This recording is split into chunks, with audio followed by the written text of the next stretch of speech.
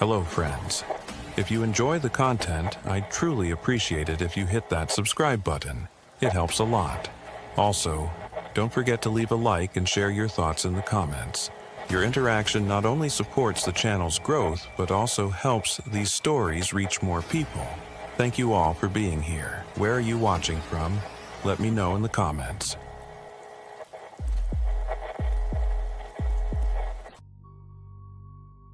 I checked my equipment for the third time since we left base. Habit, I guess. The convoy had been on this frozen stretch of Alaskan road for nearly 6 hours, and I was getting antsy. Not that I'd admit it to the team. "How's our fuel looking, Alexander?" I asked. Alexander Gutierrez glanced at the dash display. 63%, Captain. We're good for another 150 miles, give or take. I nodded, studying the map spread across my knees. The paper map, not the digital one. Digital has a way of failing when you need it most. "Still nothing on GPS?" I asked. "Still scrambled," Alexander said. "Been that way for the last hour." Outside, the landscape was all white and gray, snow piled high on either side of the narrow road with dense forest beyond. The sky hung low and heavy, not quite storming, but thinking about it. We were heading into what the locals called a paper shadow, a place that exists but somehow got left off the maps. Official channels called it a cartographic anomaly. Whatever the terminology, it meant the same thing. We were heading somewhere that, officially speaking, didn't exist. I keyed the radio. "Castro, this is Vargas, status check." The radio crackled. "All systems normal, Captain," came Bryson's voice. "Lynch says the communications gear is acting up, but we're maintaining convoy integrity." "Roger that. Maintain 20-yard following distance." "Copy, 20 yards." I watched the side mirror as the second Arctic RV adjusted its position behind us. Both vehicles were military spec, reinforced chassis, oversized tires with custom treads for ice, and enough communications gear to maintain contact with just about anything that could receive a signal, except that none of it was working right. "Captain," Alexander said, pointing through the windshield. "You see that?" I followed his gesture. The birch trees lining the road were wrong. They bent away from the road, as if something had pushed them. Not wind damage. The pattern was too uniform. "Yeah, I see it," I said. "Been watching it for the last few miles. Getting more pronounced." Alexander's hands tightened on the steering wheel. "What do you think caused it?" "Above my pay grade," I said, but I'd been wondering the same thing. The trees looked like they were leaning away from something, or running from it. The radio crackled again. "Captain, this is Lynch. GPS is completely dead now. Last reading showed us 20 miles off from where we should be. Then, it just cut out." "Acknowledged," I replied. "We're proceeding on dead reckoning. Stay close." I checked my watch. Nearly 1,500 hours. We had maybe 3 hours of daylight left, if you could call this flat gray light day. "Sir, should we turn back?" Alexander asked quietly. I considered it. Our orders were clear. Investigate the anomaly. Establish a forward observation post. Report findings. But orders were written by people sitting in comfortable offices, not by people watching trees bend away from the road like they were afraid of it. "Negative," I said finally. "We keep going." Alexander nodded. He didn't argue. None of them would. That's why they were on this mission. They followed orders, even the ones that took them into paper shadows. 3 hours later, the road conditions had deteriorated. What had been a maintained 2-lane was now barely wider than our vehicles. The snow was deeper here, unplowed. Alexander had to downshift twice. "There," I said, pointing to a narrow gravel road branching off to the right. It was almost hidden by snow, but a gap in the tree line gave it away. "Take that turn." "You sure, Captain? Doesn't look like it's been used in months." "That's the point," I said. "We're looking for something nobody visits." The RV lurched as we turned onto the gravel road. I keyed the radio. "Castro, we're taking this right turn. Follow our tracks." Copy that, Captain. The gravel road wound through thicker forest for about 2 miles before suddenly opening into a wide basin. I leaned forward in my seat, squinting through the windshield. Holy shit, Alexander muttered. Below us, nestled in the basin like it had been pressed into the earth with a giant thumb, was a small town. Maybe 30 structures in total, arranged in a rough grid pattern. Streets, houses, what looked like a main strip with businesses, all of it covered in snow, and all of it completely absent from our maps. Stop here, I ordered. Alexander brought the RV to a halt at the edge of the descent into the basin. The second vehicle pulled up alongside us. I grabbed my binoculars and scanned the town. No movement, no smoke from chimneys. But there were signs this wasn't some century-old ghost town. A neon open sign flickered weakly in what looked like a diner window. Vehicles sat buried in driveways, modern models from what I could tell. A playground with swing sets and what might have been tricycles, now just shapes under the snow. "Sir, are you seeing this?" Alexander asked, his voice tight. At the far end of the town, standing on a slight rise, was a church. Stone construction, bell tower, steeple. Except the steeple was bent, like something had grabbed it and twisted. Not collapsed, twisted. "Yeah," I said. "I see it." The radio came to life. "Captain, this is Castro. Are we looking at what I think we're looking at? If you think we're looking at a town that doesn't exist on any map, then yes," I replied. "Any readings from the sensors?" "Negative, sir. Temperature normal for the region. No radiation, no chemical signatures. It's just there." I studied the town through the binoculars again. The place had an abandoned feel, but not like it had been slowly deserted over time. This looked abrupt. Like everyone had just walked away in the middle of their day. The flickering open sign. Cars in driveways rather than gone. It wasn't right. And that church with its twisted steeple made the hair on my neck stand up. "Let's move down," I decided. "Standard formation. Castro, your team establishes the perimeter. I want a full sweep of the outer buildings." "Copy that, Captain." I lowered the binoculars and turned to Alexander. "Take us in. Slow." As we descended into the basin, I couldn't shake the feeling that we were being watched. Not by people, the place was clearly deserted, but by something else. Maybe it was just the trees, still bending away from where we were headed. Maybe it was that twisted steeple against the gray sky. Or maybe it was because places don't just disappear from maps for no reason. "Establish a perimeter 50 yards out from the main street," I ordered as both RVs parked at the edge of town. "No one goes into any buildings until we've secured the area. Full gear, weapons ready." The team assembled outside the vehicles. 6 of us, total. Me, Alexander, Castro, Lynch, Simpson, and Singh. All experienced, all hand-picked for this mission. All looking at me now, waiting for orders that made sense of this place. I pulled my rifle from its case and checked the action. "Let's find out what happened here." I stood at the edge of the main street, watching my breath cloud in front of me. The temperature was dropping fast as the sun sank lower. "All right, listen up," I said to the team gathered around me. "Standard sweep formation. We're checking every building on the main street first, then working outward." Alexander nodded, adjusting his gloves.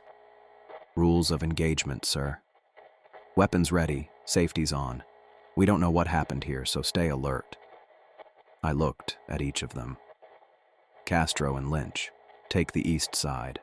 Alexander and I will take the west. Simpson and Singh, secure the perimeter and keep an eye on our vehicles." They all nodded, faces serious in the fading light. "Radio check every 15 minutes.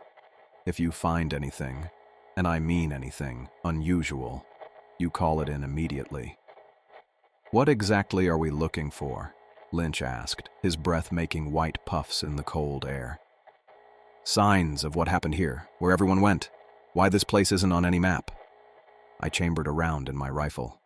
"Let's move." We split up, moving carefully through the snow. The first building on our side was a small house with blue shutters, nearly buried in snow drifts.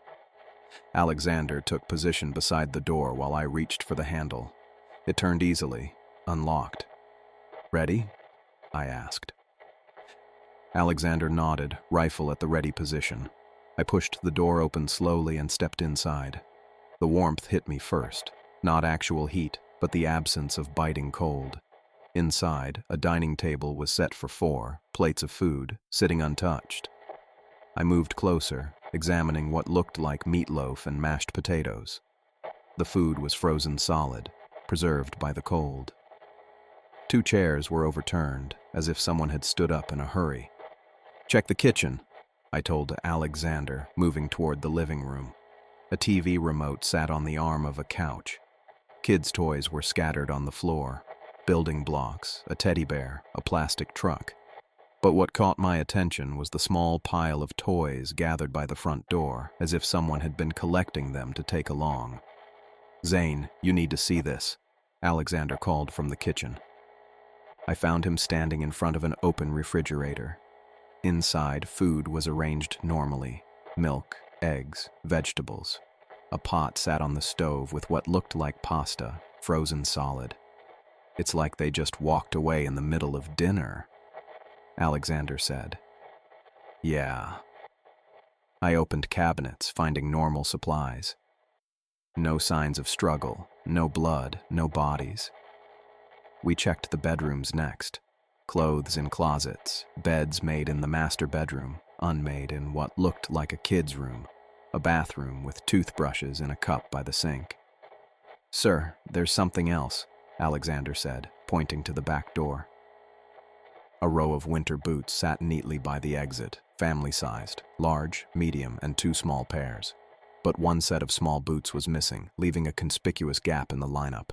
I keyed my radio. "Castro, what are you seeing?" His voice crackled back. "Same thing, sir.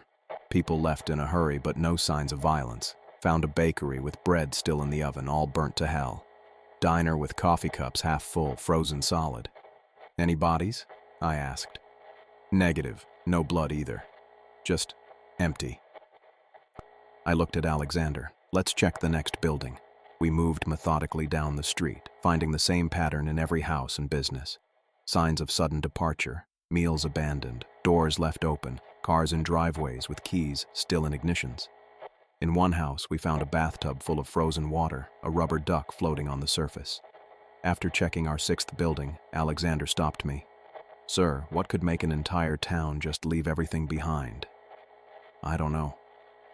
I looked up and down the empty street. Natural disaster warning, maybe. But then why take some things and not others? And where are the bodies if anyone got caught in whatever happened? My radio crackled.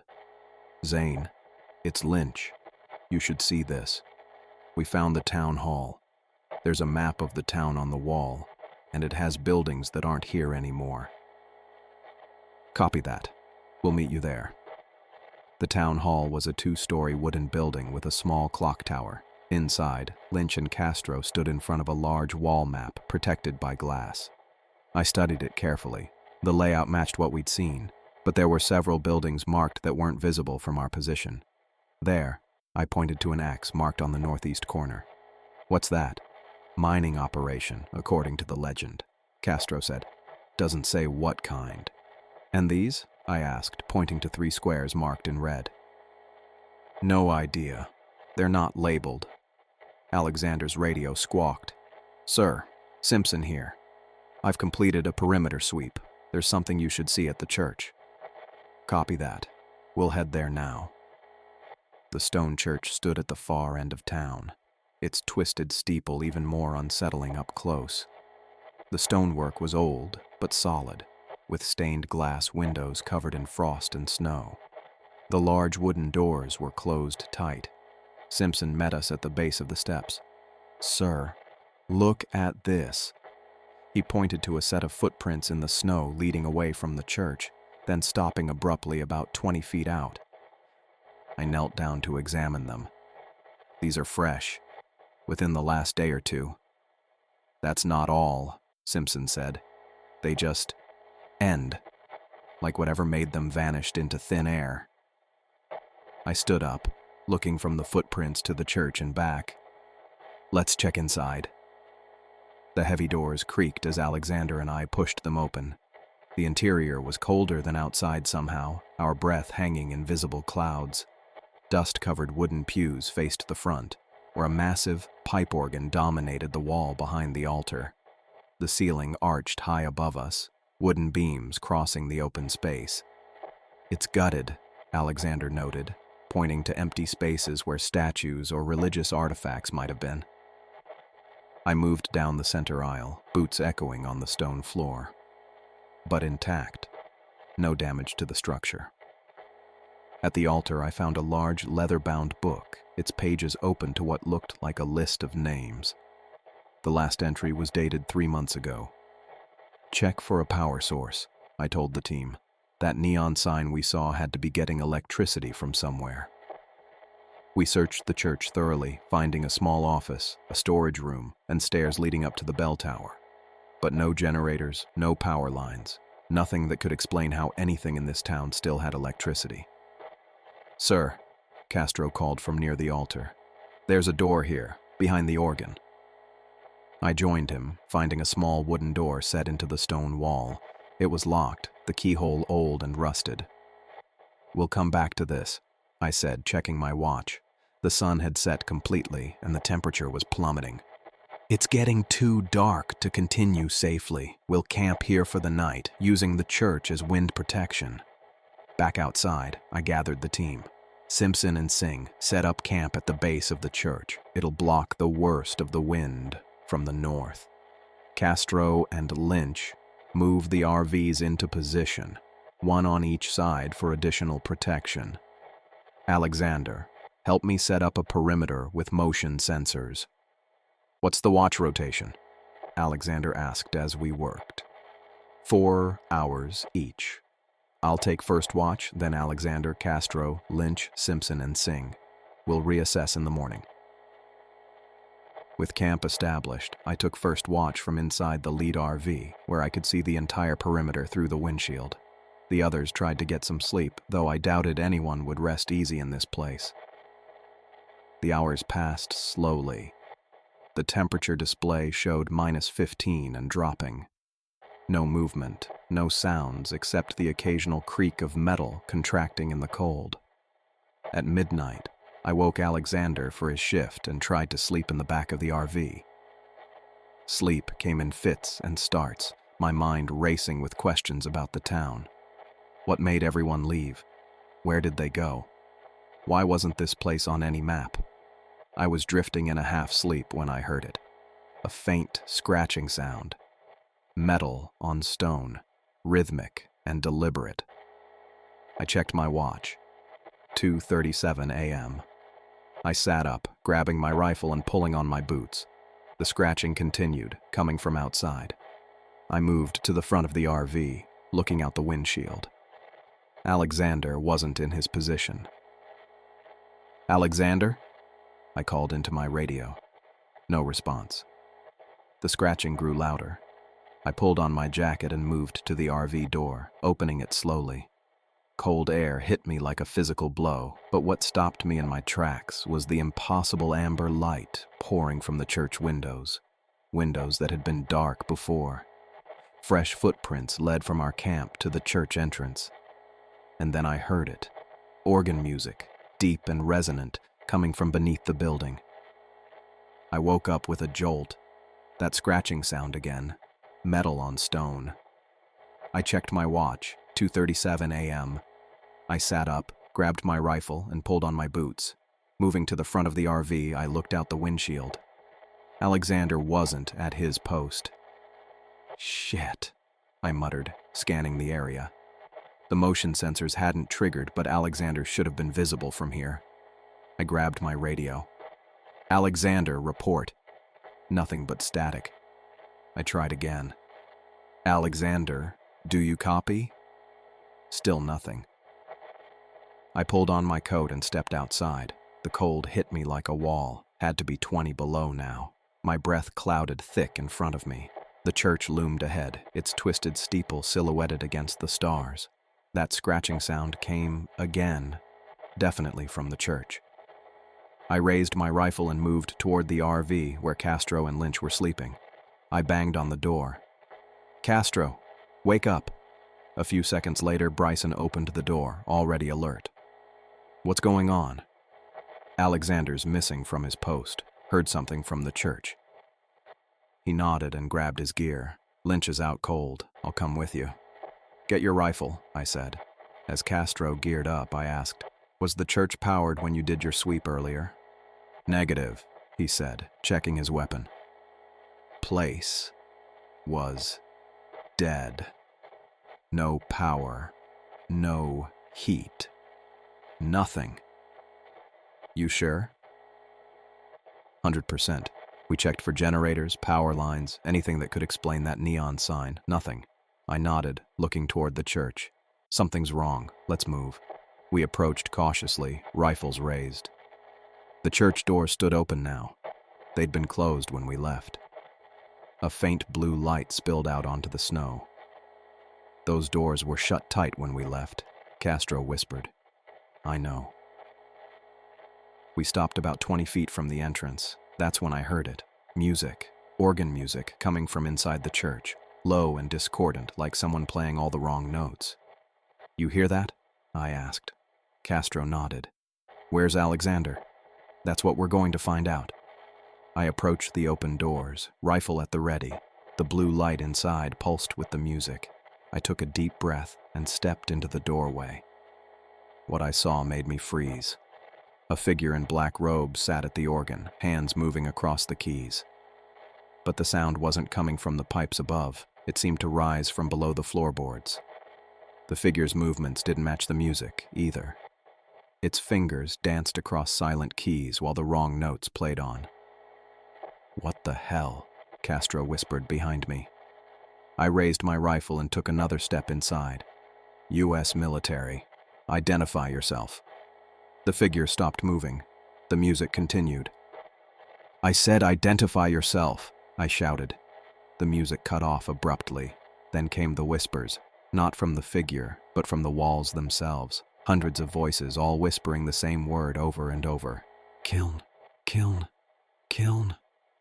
The hairs on my neck stood up. The figure slowly turned on the bench, its face hidden by the hood of its robe. "Where's my man?" I demanded, rifle aimed center mass. The figure lifted its head. Where a face should have been was a polished glass surface, like a mirror fused with flesh around the edges. Not a mask. The glass was part of it, melted into skin. In the reflection, I saw a face. Not mine. It was a man I didn't recognize, eyes wide with terror. His mouth moved, forming a single word. "Run." I didn't think. I squeezed the trigger 3 times. The glass face shattered, fragments flying everywhere. But underneath was more glass, and in it I saw dozens of faces. Men, women, children, all frozen in expressions of horror, layered like insects in amber. "Jesus Christ," Castro yelled, backing away. The whispers grew louder. "Kiln, kiln, kiln." The figure stood, glass continuing to crack and reform on its face, revealing new trapped expressions with each fracture. "Fall back!" I shouted. "Now!" We ran. Out the doors, across the snow, straight for the RVs. I hit the side of Alexander's vehicle. "Start it up!" I yelled as Castro ran to wake the others. Alexander appeared at the driver's window, eyes wide. "What happened?" "Where the hell were you?" I demanded, checking the perimeter. "Radio's dead. What's going on?" "No time. Start the engine. We're leaving." Alexander jumped in and fired up the RV while I pounded on the other vehicle. Lynch, Simpson, and Singh scrambled out, grabbing their gear. "Mount up. We're moving out now," I ordered. Within minutes, both vehicles were running. I climbed in beside Alexander. "Get us back to the main road," I said, watching the church through the windshield. The blue light still pulsed inside. Alexander threw the RV into gear, and we lurched forward, following our tracks back toward the gravel road. The second vehicle fell in behind us. We made it about a quarter mile before Alexander slowed to a stop. "What's the problem?" I asked. He pointed ahead. "The road's gone." I leaned forward, squinting through the windshield. Where the gravel road should have been was nothing but pristine snow. No tracks, no road, just an unbroken field of white stretching to the tree line. "That's impossible," I said. "Turn on the high beams." The beams cut through the darkness, but it didn't help. The road was simply gone. I grabbed the map and compass from my pocket. The compass needle spun wildly, never settling.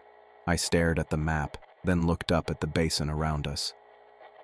"The geography's wrong," I said. "Those ridges weren't there before." Alexander looked where I was pointing. The trees moved too. He was right. The birch trees we'd passed on the way in now formed a perfect circle around the town, like a fence.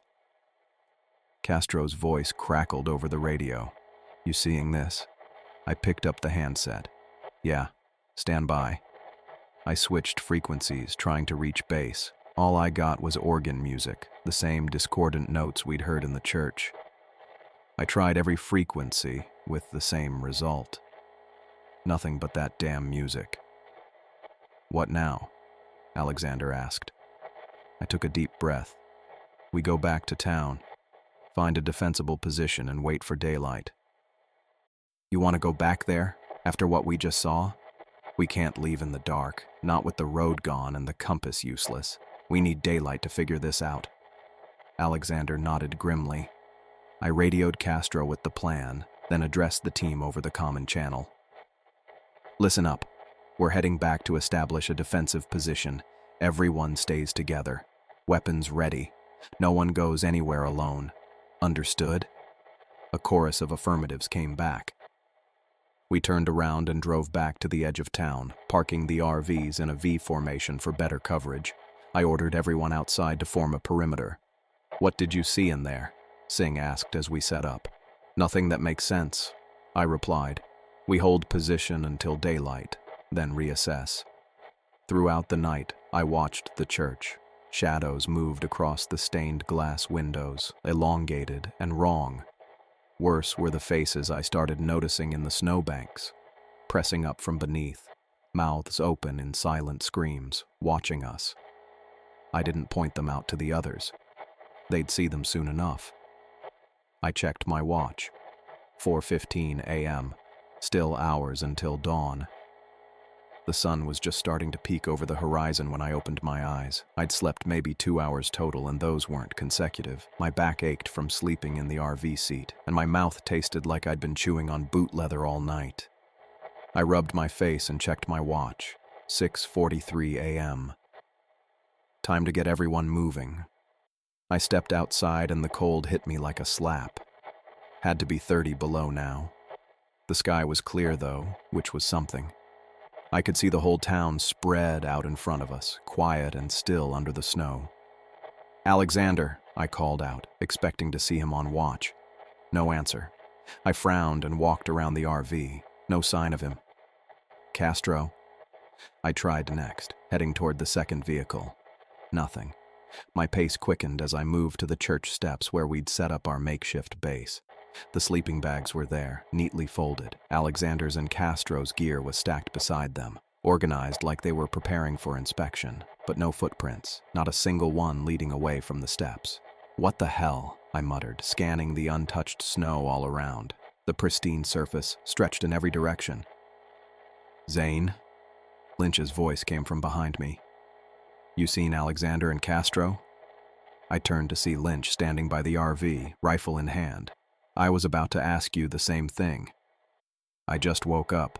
Their sleeping bags are empty, but all their stuff is still here." He pointed to the neatly folded gear.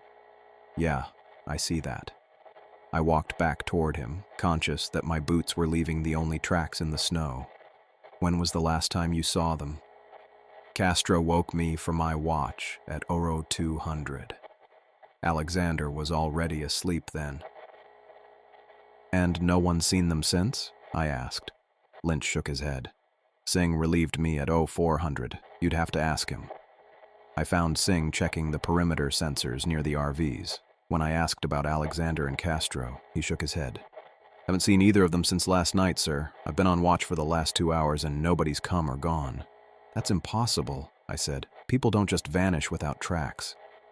Simpson joined us, looking as confused as the rest of us. What's going on? Alexander and Castro are missing, I told him. No footprints, no sign of struggle. Maybe they went to check something out and the wind covered their tracks, Simpson suggested. I looked up at the sky. There's no wind, and even if there was, it would have affected the whole area, not just their tracks. Lynch cleared his throat. Sir, there's something else you should know. During my watch, I saw lights. I turned to him. What kind of lights? In the houses, the ones we checked yesterday. They were dark, and then around 0300 I saw lights coming on in some of them. Just for a few seconds, then they'd go out. Why didn't you report this? I demanded. I tried. Radio was still dead, and I didn't want to leave my post. I nodded, not happy, but understanding his reasoning. Which houses? Lynch pointed down the main street. That blue one we checked first, and the one with the bakery, maybe 3 or 4 others. All right, we're going to check them out. Everyone gear up, full tactical. No one goes anywhere alone. Clear? They all nodded. Singh, you're with me. Lynch, you and Simpson stay with the vehicles. Keep your radios on even if they're not working. If Alexander or Castro show up, you hold position and wait for us. We headed toward the blue house first, moving carefully, watching for any sign of our missing team members. The town looked different in the morning light, more abandoned, more wrong. The twisted church steeple cast a long shadow across the snow. The blue house was dark when we reached it. I positioned Singh by the door, just like Alexander had done yesterday, and turned the handle, still unlocked. Inside, everything was exactly as we'd left it. The table set for 4, frozen food, overturned chairs. I moved through each room with Singh covering me. Nothing had changed. No lights. No sign anyone had been here. Let's check the bakery, I said. We repeated the process at 4 more buildings. Each one was undisturbed, exactly as we'd left them. No lights, no movement, no Alexander or Castro. Lynch must have imagined it, Singh suggested as we stood outside the last house. Maybe. But I didn't believe that. Lynch wasn't the type to see things that weren't there. We returned to the RVs where Lynch and Simpson waited. Anything? Simpson asked. I shook my head. Place is empty, just like yesterday. So what now? Lynch asked. I pulled out my notebook. Now we get organized. If we're going to find them and get out of here, we need to understand this place better. I sat in the RV and started drawing, creating a detailed map of the town based on what we'd seen. I marked each building we'd checked, the church, the town hall, and potential escape routes. I added notes about the buildings that were on the town hall map but weren't visible.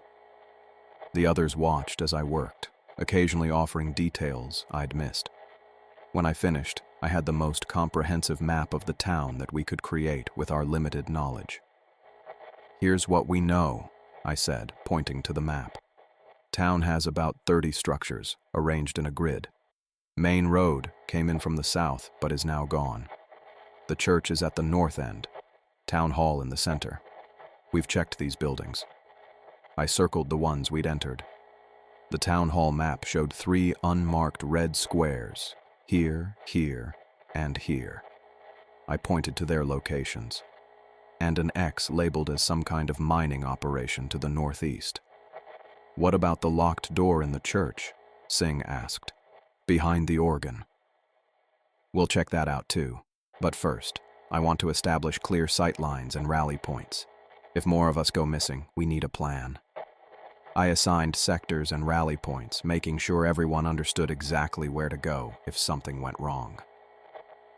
We spent the rest of the day methodically checking the remaining buildings, always in pairs, always maintaining visual contact. By late afternoon, we'd covered most of the town but found no trace of Alexander or Castro. No footprints, no signs of struggle, nothing. It was like they'd never existed. The sun was starting to set when I noticed something odd. I was standing in the middle of the main street looking at my map when something caught my eye. I looked up at a small gray house across the street, then back at my map. "That's not right," I muttered. "What is it?" Lynch asked from beside me. "That house. It was next to the bakery this morning." Lynch frowned. "What do you mean? Houses don't move." "I know what I saw."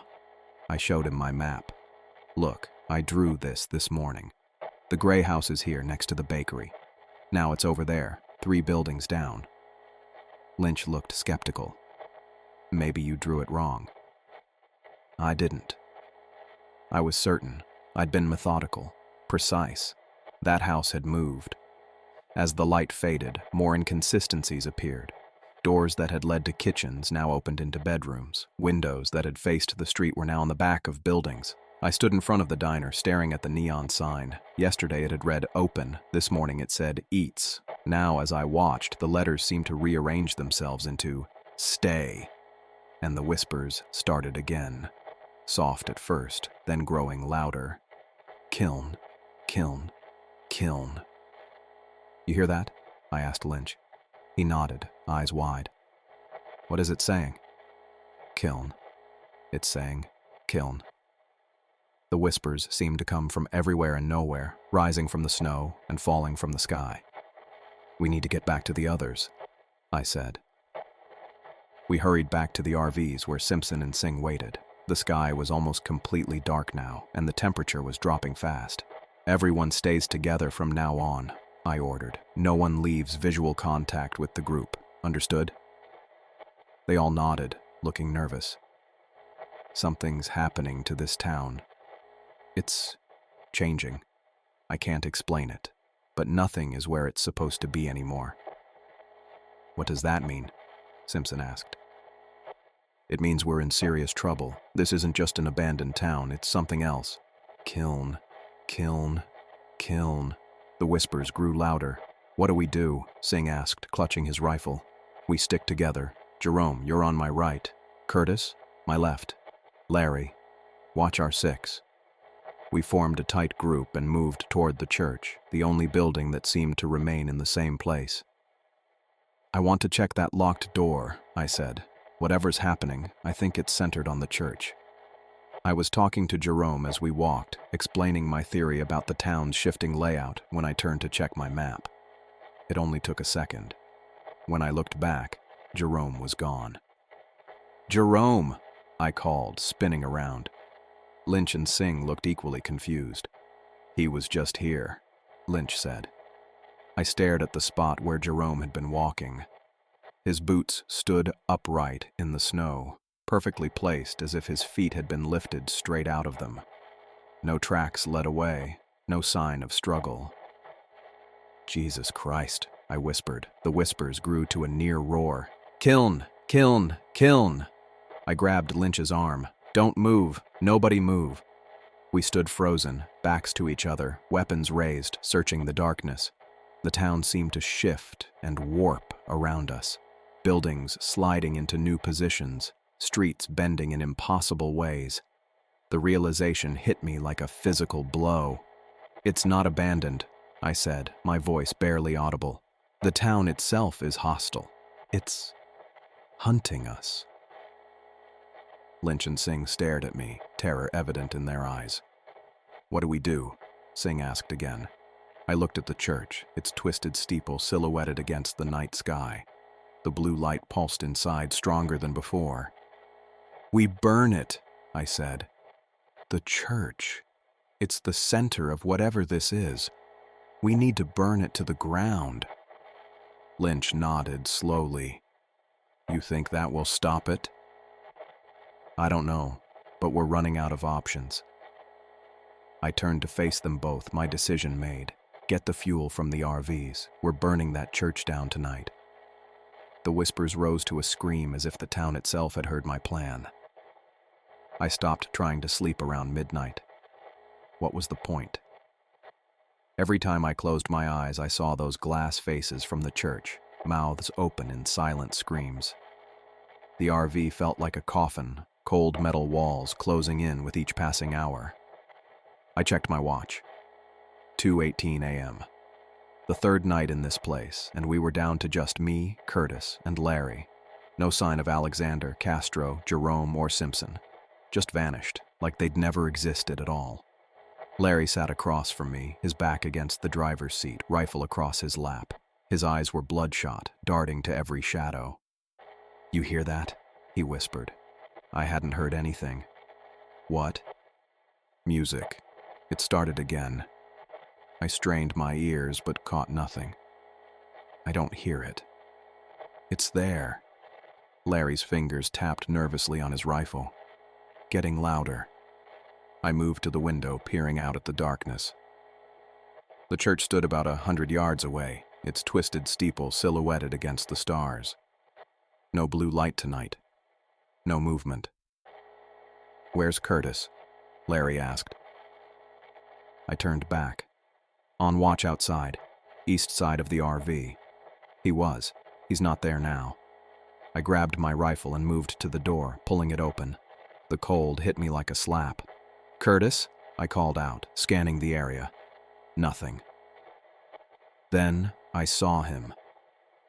Curtis was walking slowly toward the church, moving with strange, mechanical steps.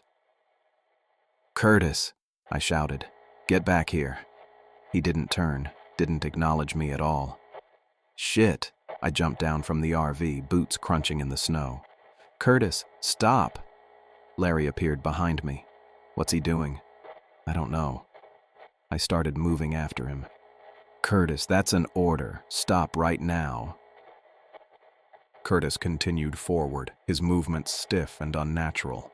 He wasn't running, but somehow I couldn't close the distance between us.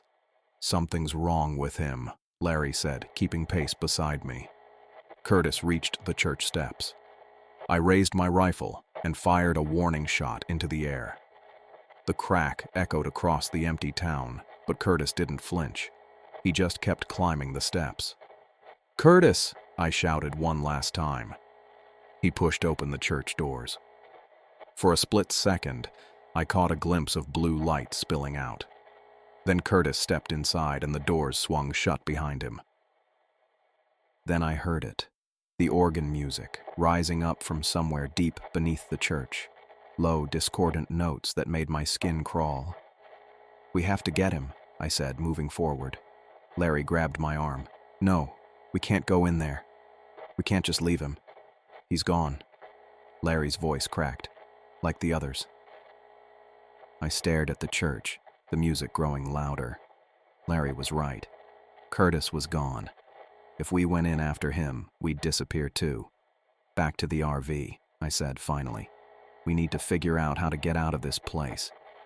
We retreated, walking backward, keeping our eyes on the church until we reached the vehicle. Once inside, I slammed the door shut and leaned against it. "What the hell is happening?" Larry asked. "I don't know." I moved to the front seat and started the engine. "But we're getting out of here. Now." I put the RV in gear and drove toward where the gravel road should have been. The headlights cut through the darkness, illuminating nothing but pristine snow and trees. I tried a different direction, then another. Each time, we found only forest or steep ridges that hadn't been there before. "This doesn't make sense," I muttered, turning back toward town. "The road has to be somewhere." "What if it's not?" Larry said. "What if there never was a road?" I ignored him and tried again, this time driving straight toward a gap in the trees. We got about 50 yards before the RV bogged down in deep snow. I gunned the engine, but the wheels just spun. "Fuck!" I slammed my hand against the steering wheel. We spent the next hour trying everything. We dug paths through the snow. We attempted to drive through the tree line at different points. We even tried following compass directions, but the needle just spun uselessly. By the time dawn broke, we were back where we started, parked at the edge of town. The RV's fuel gauge showed less than a quarter tank. "We're trapped," Larry said, staring out the windshield. I nodded slowly. "This isn't just an abandoned town." "What is it then?" "A container," I said, the realization hitting me. Something sealed inside. And now we are too. Larry went quiet for a while. Then he started whispering something, so low I could barely hear. "What did you say?" I asked. "Kiln," he whispered. "Kiln, kiln, kiln." I grabbed his shoulders. "Larry, snap out of it." His eyes focused on me, but he kept whispering, "Kiln, kiln, kiln." "Stop saying that." I shook him. "Larry." He blinked rapidly. "I can hear them. In my head. They're calling me." "Who's calling you?" "The people under the snow." His voice was flat. "They want me to join them." I grabbed some rope from our gear. "I'm sorry about this, but I need you to stay put." He didn't resist as I tied his hands to the RV's seat. He just kept whispering that word over and over. "I'm going to check the perimeter again," I told him. "I'll be right back." I stepped outside, scanning the town. In the gray morning light, everything looked almost normal, just an abandoned place covered in snow. But I knew better now. I circled the RV twice, looking for any sign of a way out. Nothing had changed. When I returned to the RV, I paused outside, listening. The whispering had stopped. "Larry," I called, pulling open the door. The rope lay on the seat, neatly coiled. The knots I'd tied were still intact, but Larry was gone, completely vanished, as if he'd never been there at all. I stumbled backward out of the RV. "Larry!" I shouted, my voice echoing across the empty town. No answer came back, just silence.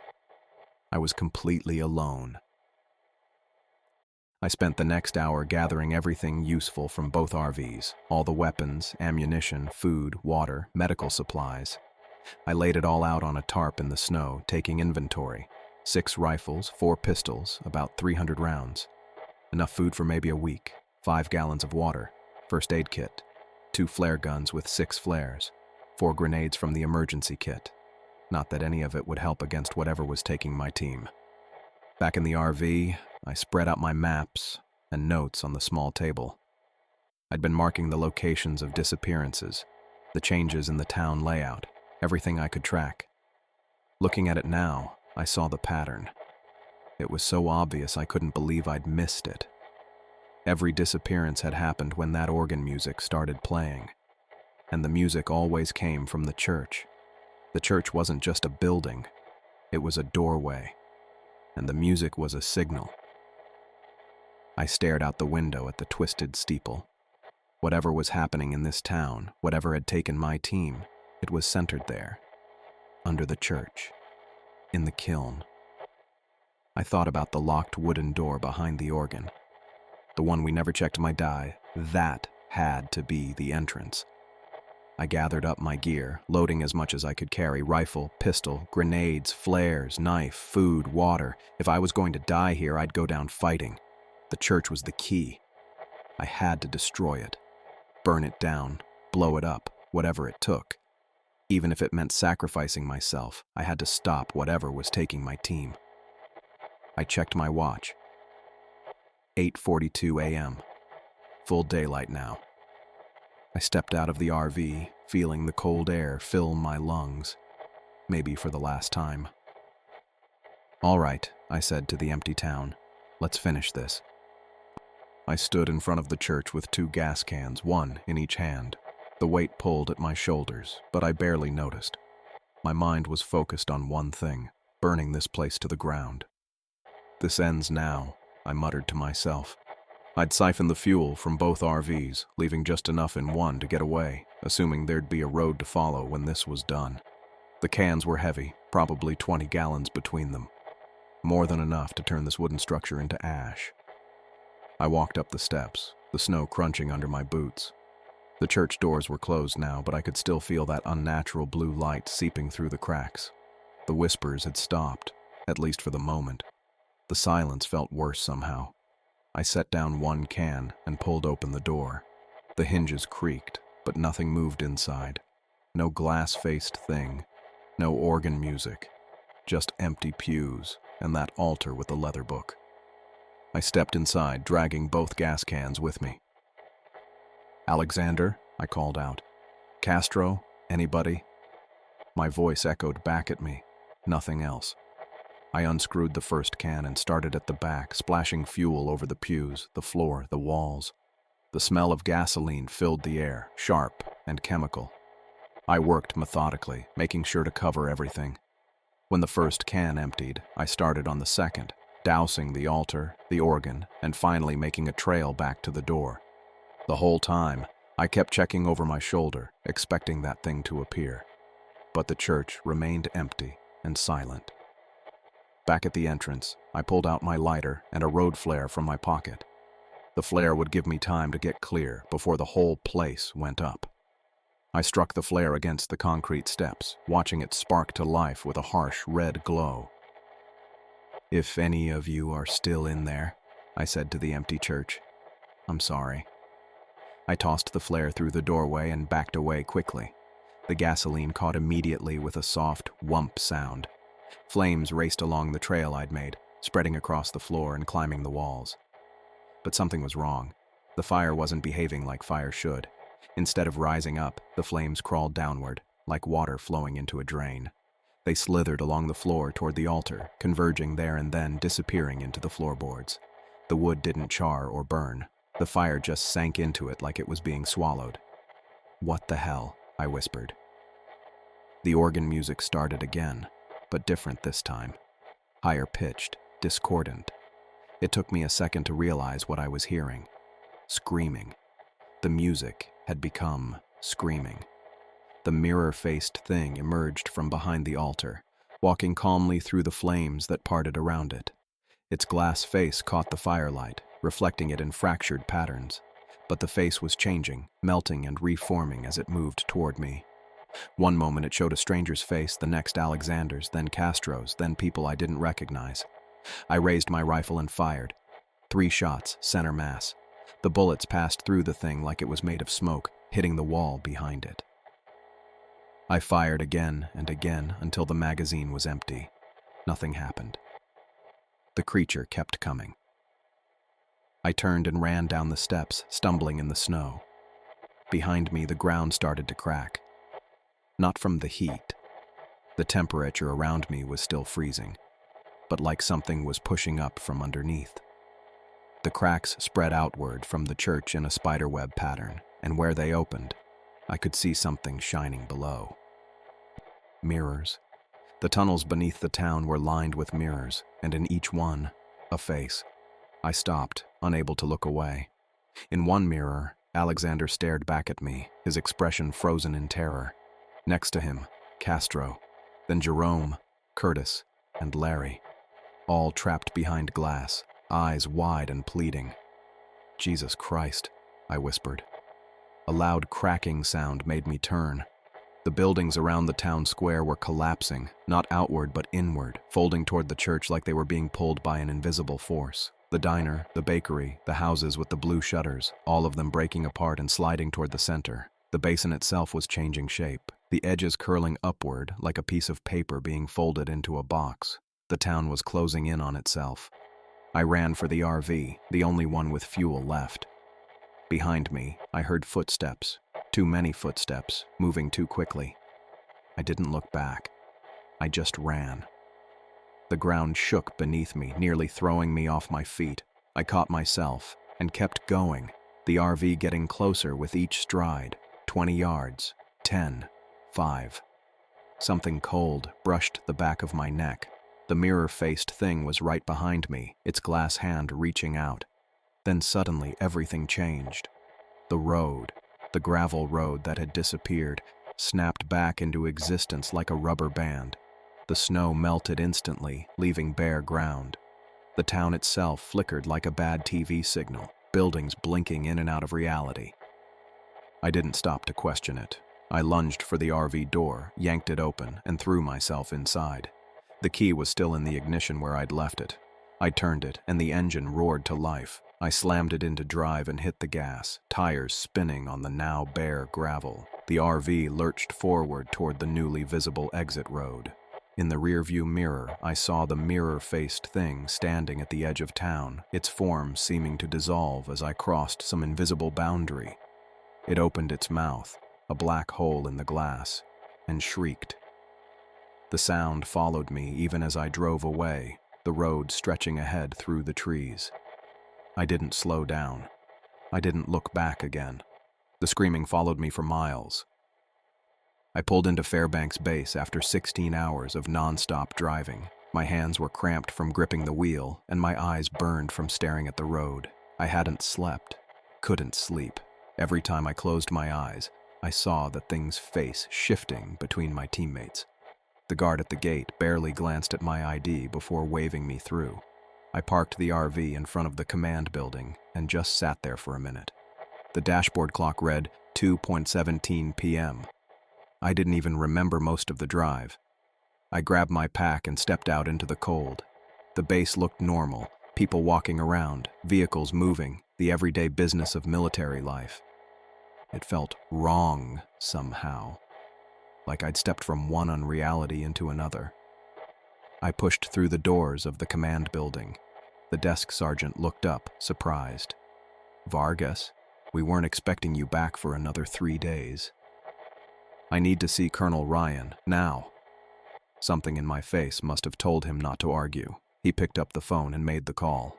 I stood there, not sitting, not talking, just waiting. 5 minutes later, Austin Ryan came down the hallway. His face gave nothing away, but his eyes narrowed slightly when he saw me. "Vargas, where's the rest of your team?" "Gone, sir." He studied me for a moment, then nodded toward the hallway. "My office."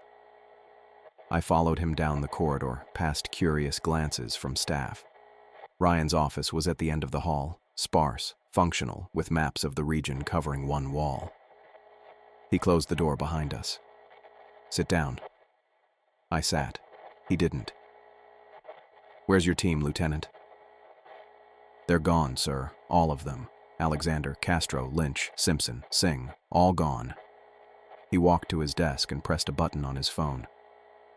"Jenkins, hold all calls, and get me General Hoffman on the secure line in 20 minutes. He looked at me. "Start from the beginning." I told him everything. The town that wasn't on the maps, the abandoned meals, the church with the mirror-faced thing, how my team disappeared one by one, how the town folded in on itself, how the ground was made of mirrors with faces trapped inside. Ryan didn't interrupt, didn't take notes, just watched me with those steady gray eyes. When I finished, he walked to a cabinet in the corner, unlocked it, and pulled out a bottle of whiskey and 2 glasses. "Drink this," he said, pouring 2 fingers and sliding it across the desk. I took it, but didn't drink. "Sir, we need to send a team back there. My men could still be—" "No." The word was final, absolute. "We're not sending anyone else." "But sir, drink the whiskey, Vargas." I drank it. It burned all the way down. Ryan sat behind his desk. "Come with me." He stood up again and walked to the door. I followed him down another hallway I'd never been in before, to a room with a keypad. He entered a code and the door clicked open. Inside was a small conference room with no windows. A table, chairs, and a large metal filing cabinet were the only furniture. He closed the door behind us. "What I'm about to show you is classified, top secret. You understand what that means?" "Yes, sir." He walked to the filing cabinet, unlocked it with a key from his pocket, and pulled out a thick folder. He placed it on the table and opened it. "Your town isn't the first." I leaned forward. The folder contained black and white photographs, reports, maps. The dates went back to the 1950s. "What is this?" "Reports of similar incidents, towns that appear and disappear, people who go missing, entities that don't follow the laws of physics." He pulled out a photograph that looked like it was from the 70s, showing a small town in a valley. This one appeared near Denali in 1973. A ranger patrol found it. 3 men went in. One came out, raving about mirrors and faces in the snow. I picked up another report from 1986. A mining crew disappeared. The sole survivor described buildings that moved when you weren't looking at them. "How many?" I asked. 17 documented incidents since 1952, all in Alaska, all with similar patterns. I looked up at him. "You knew?" When you sent us out there, you knew what we might find. Ryan's face hardened. We suspected. The scrambled GPS signals matched previous patterns, but we needed confirmation. Confirmation? 6 men are gone because you needed confirmation. We needed to know if it was active again. He closed the folder. The official record will show that your unit was caught in an avalanche. No survivors. I stood up so fast my chair fell backward. That's bullshit. We need to go back there. We need to find out what that thing is and... Sit down, Lieutenant. His voice was ice. That's an order. I righted the chair and sat. The military has been monitoring these phenomena for decades. We call them paper shadows, spaces that fold in and out of our reality. We don't understand them, we can't predict them, and we sure as hell can't fight them. So, you just let them take people? You just watch? What would you have us do, Vargas? Nuke Alaska? Tell the public there are towns that eat people? He shook his head. We contain information. We monitor. We learn what we can. And sacrifice soldiers to do it. Ryan looked at me for a long moment. Yes, sometimes we do. I felt sick. What about my team? They're gone. And as far as anyone outside this room is concerned, you're gone too. What does that mean? It means you have a choice. Accept the official story and transfer to a desk job where we can keep an eye on you, or push this and find yourself in a psychiatric facility for the rest of your career. He leaned forward. I'm trying to help you, Vargas. There are people who would prefer you disappeared for real. I didn't answer. Couldn't. You'll be assigned temporary quarters tonight. Report to me in the morning for reassignment. He stood up. This conversation never happened. I was dismissed. Just like that. My team was gone, the truth buried, and I was expected to fall in line. That night, I sat on the edge of the bed in the temporary barracks, alone in a room meant for 4. I couldn't sleep, kept thinking about what Ryan had said. Paper shadows, places that fold in and out of reality. I got up and walked to the small bathroom, flipping on the light. In the mirror, my face looked hollow, eyes sunken from exhaustion.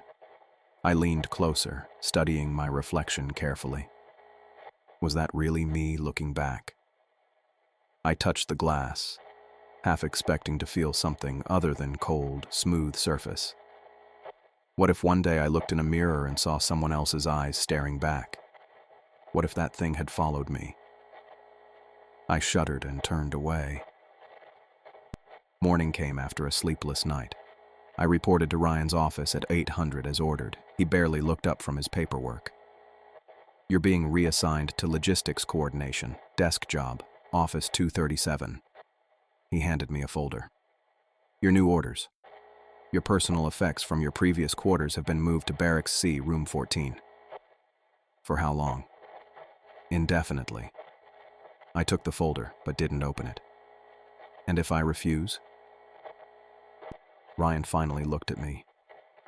Don't make this harder than it needs to be, Vargas. Take the assignment. Live your life. Forget what you saw. Like you have? I could see it in his eyes.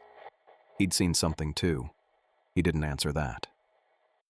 Dismissed, Lieutenant. I walked to my new quarters first. Everything I owned was there in neat boxes. 5 years of my life packed away like I'd never existed. I dug through them until I found what I was looking for. A small shard of glass I'd picked up outside the church before I fled. Sometimes, when it caught the light just right, I could hear whispers coming from it. I also found the camera I'd taken with me. I scrolled through the photos I'd taken of the town. Where the buildings should have been, there was only static, like television snow. The only clear images were of my team, their faces frozen in time. I gathered these things and a few personal items, knowing I'd never learn what kiln meant or what had been sealed in that town. But I'd keep watching my mirrors, listening for whispers, staying alert for signs that whatever escaped might be following me. Because I knew one thing for certain. I wasn't the only one who'd made it out. And whatever that thing was, it was still out there, still hungry, still hunting.